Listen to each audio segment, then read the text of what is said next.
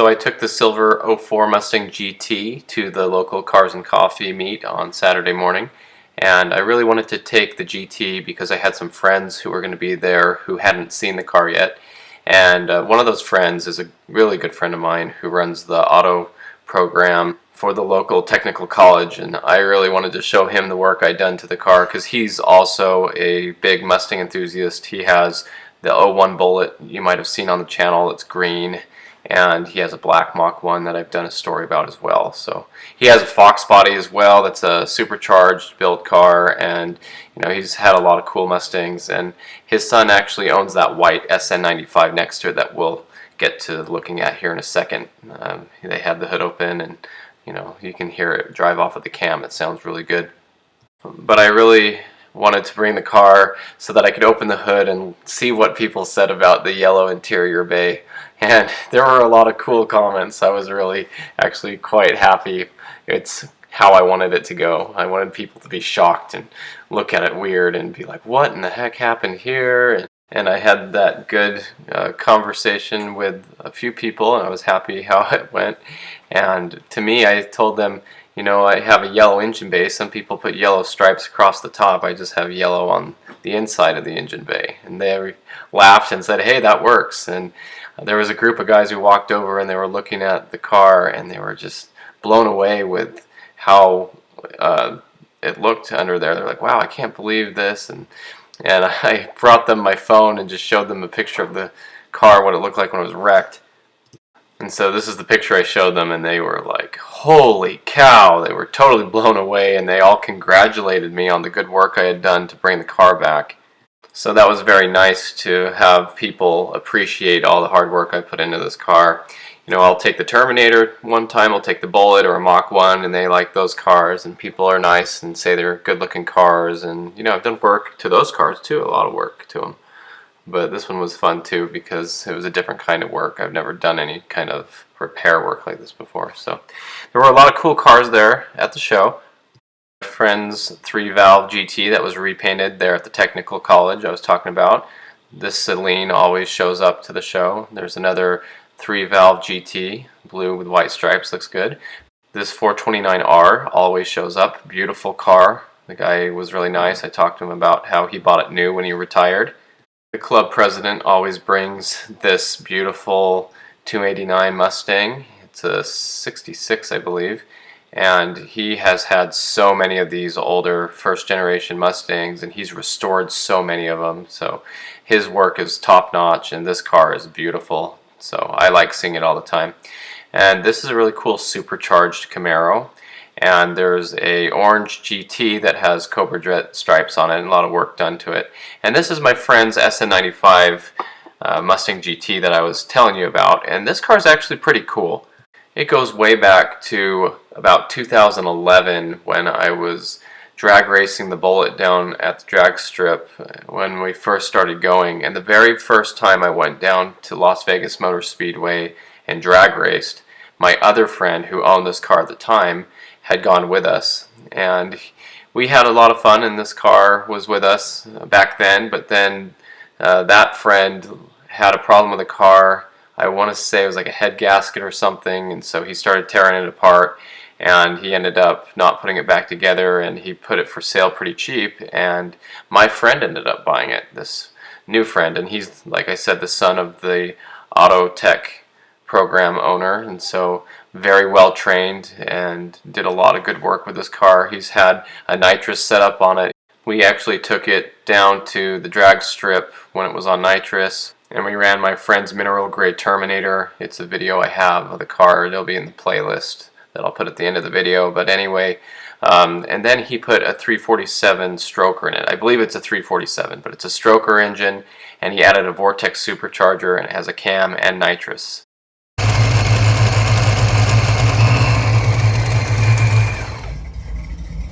Kind of looked this up. Remember, we did find thinking about one of them.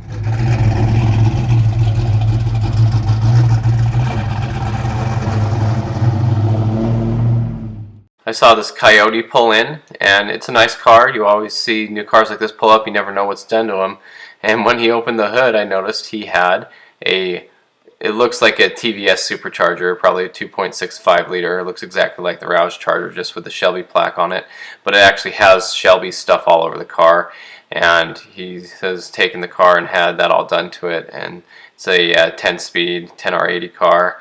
And even the exhaust tips are branded with Shelby now. I think Shelby's doing a lot of rebranding and just putting their name on a lot of stuff. So I was surprised at how much stuff this had on it, like the supercharger plaque on the top that said Shelby. And this was a beautiful 69 Camaro Z28 302. It actually has a 350 in it right now, but I talked to the owner about this car. Beautiful Hugger orange with white stripes. And he had a lot of cool things to say, cool stories. He rode around in this car when it belonged to his friend for years and years, a long time ago, and then he bought it, I think, in the 90s, and it sat for a while, and then he finally got around to restoring it. And so it looks really good, and it's a beautiful car. I think it had about 60-something thousand miles on it originally, and the interior is all original and stuff too. So it's been repainted. It looks really good, and he has those cool aftermarket wheels that look like the old ones, but I think they're 17-inch, so pretty cool. Still has the factory brakes and everything, but beautiful car, beautiful interior, 4-speed car, just really fun to see. I really like these first generation Camaros, so nice talking to him. Now the sad news, we were there parked. You can see my friend's mineral gray Terminator next to this car. You can see how this car is parked with its wheels turned towards it. We were there and the guy was out there, fidgeting with his car and getting in and out of it and doing a bunch of stuff.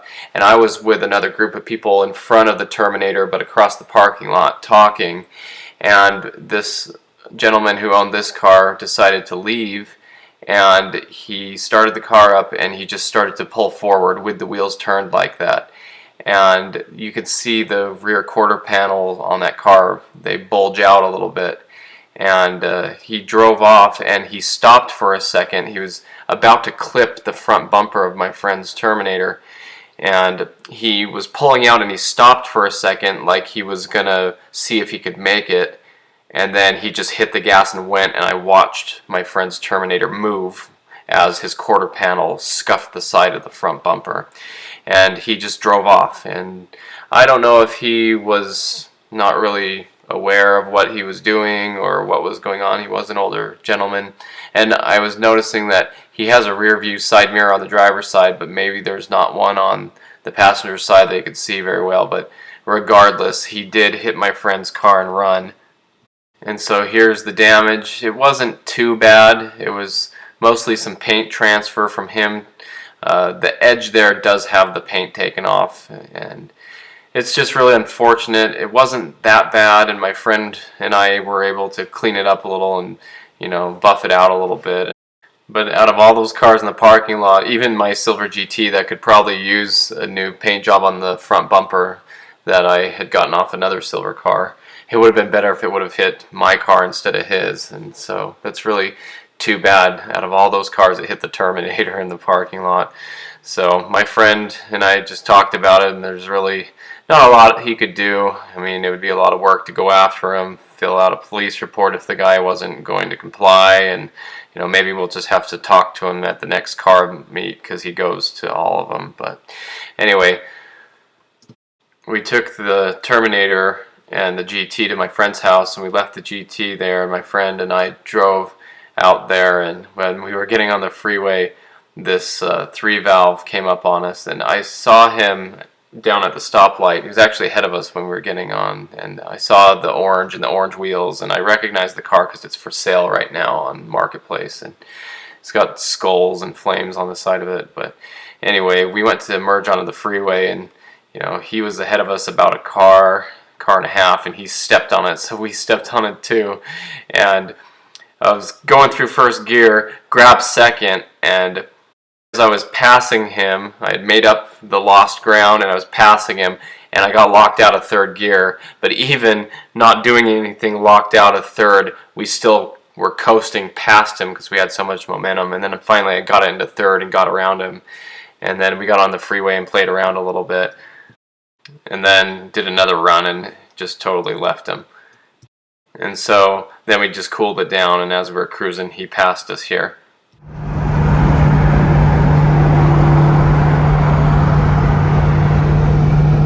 So it's a pretty nice car. He had actually bought it brand new, and he was headed to the same car show we were headed to, and so we ended up following him all the way out there. We parked next to him, and as soon as we got out of the Terminator, he said, "Supercharged or turbo?"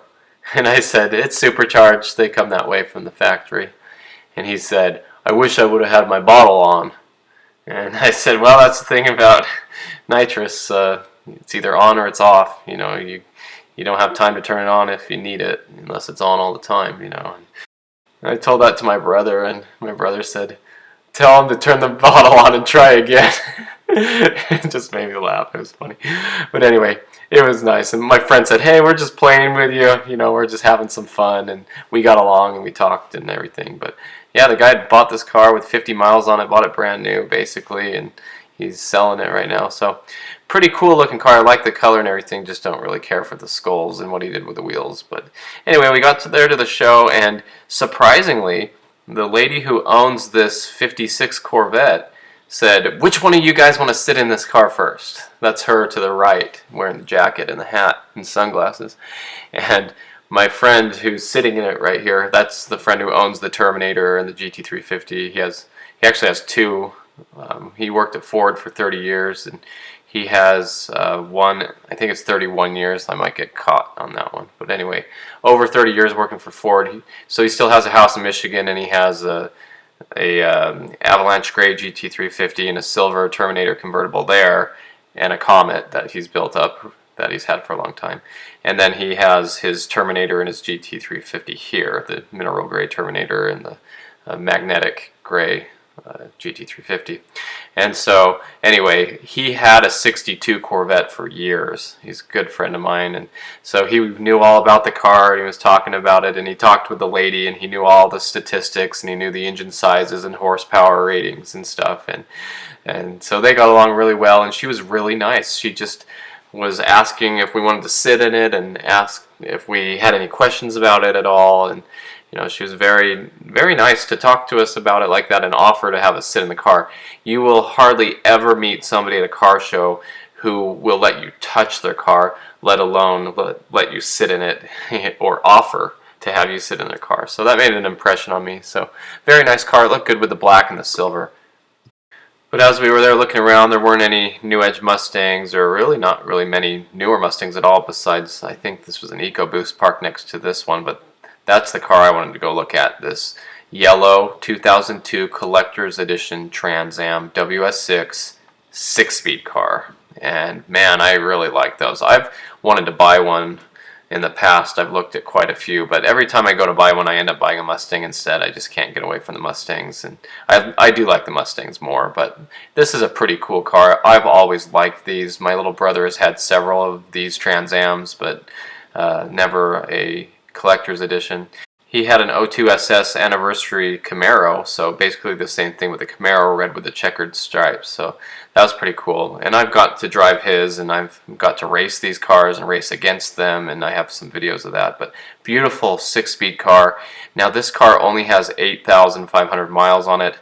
The owner had bought it with 2,000 miles. He was very nice. And something very interesting that he told me was this car has had 5 or 6 owners before him when it only had 2,000 miles on it. He said people kept buying it, and they were just putting it in the garage, putting covers on it, and then holding on to it for a while and then selling it. And so something cool about this car that he told me that I would never have known was he said that the stripes were actually removed by one of the previous owners, and then the next owner thought that the car would be more valuable with the stripes back on it, so he had them on. So here is a 2,000 mile car at the time that had already been altered and then put back. So that to me is very incredible. And he said one of the owners claimed that the car was actually in a magazine or a commercial. So there's two really neat things about this car that you would never know without him telling you. So I got along well and talked with him. He's getting real old and had a hard time even walking, so I'm surprised he actually drove it all the way to the car show, and I congratulated him on bringing it. I told him that I was thankful that he had brought the car that day because I really liked these and it was fun to look at. And so there's a lot of paperwork with this car, and I tried to go slow and record some of it so you can look at it and pause the video and read it if you'd like to. And so here's a lot of that information, and I tried to go slow here and you can pause it and have it legible. But $35,000, that's the same price as what a Terminator would cost. So the Terminator was just such a good car and so much performance for what you're getting for your money. So really cool to see all this and see such a nice example of a collector's edition car. There was one I was very interested in buying that had 100,000 miles on it, but a brand new replacement crate LS1 just installed in it. And then there was another one I had seen where two of these were wrecked and then they had put them together to make one good car. So out of 2,000 cars roughly made, that's pretty rare, you know. So he was really nice. He's like, yeah, the yellow, people call it no sale yellow, and you either love it or you hate it. And I said, hey, I know that because people say the same things about the Mustangs that are yellow. But what I had read about this car was about 2,400 of these were made, and about 60% were 6-speed cars. So actually quite a few 6-speed cars out of the LS1 cars, you know, a lot of them were actually automatics. So considering that this particular model, most of these, well, not most, but more than half were 6-speeds, that's pretty good. And so I talked to him about that car. I told him that there was a convertible one here in town, and he was surprised. He didn't know it was there, and luckily I found the pictures. This is the convertible at a car show that I had taken some pictures of here in town. And so they said roughly the split is almost equal of how many convertibles and coupes were made of the collector's edition Trans Ams. And I was lucky to come across this one at my friend's house. His brother-in-law had brought it from Arizona. It is a 6.2 liter LS2 built engine with a rear mount STS turbo and a large cam. And I love the license plate.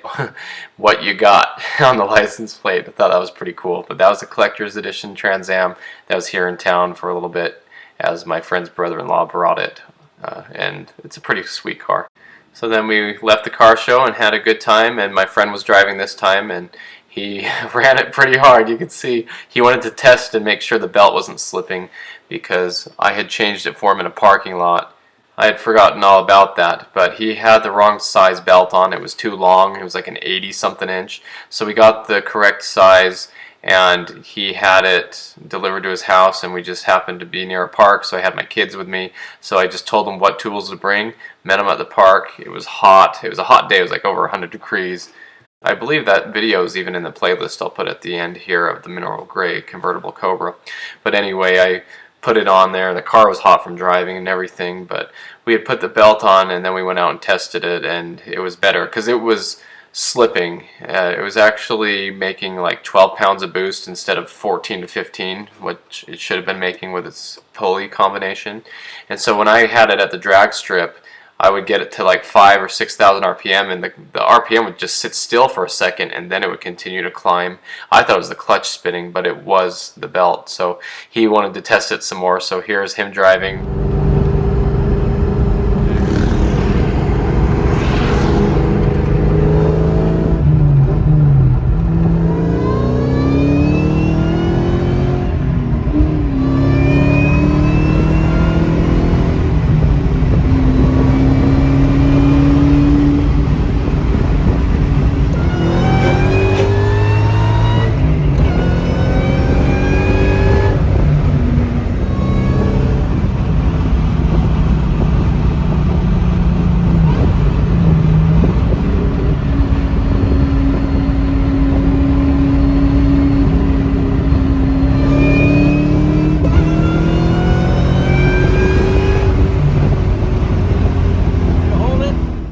So then I got home and put the Christmas lights up, and whenever I'm on the ladder in the front of the house putting up the Christmas lights, I have to take the obligatory pictures of the Mustangs and how good they look from up on the ladder. So that's what this is all about. But anyway, thanks for watching. I hope you enjoyed this video. A lot of cool cars in here, and stay tuned for more Mustang content.